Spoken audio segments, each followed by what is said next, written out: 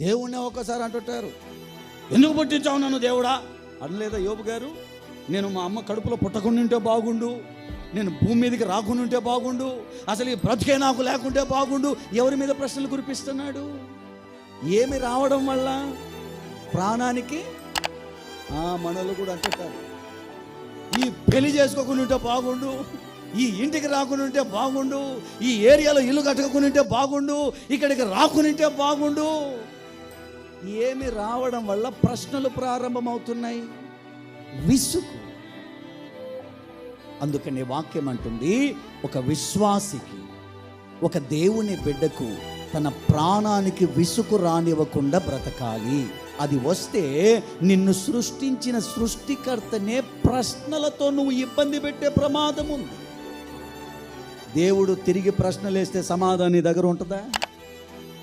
దేవుడు తిరిగి అదే ప్రశ్నలు మనల్ని అడిగితే మన దగ్గర సమాధానం ఉంటుందా? మరి ఏమీ లేనప్పుడు ఆయన మీద పడ్డం దేనికి? ఎందుకయ్యా యోబు నీవు పని చేసావంటే, నా బ్రతుకున్నందుకు నాకేం పుట్టింది?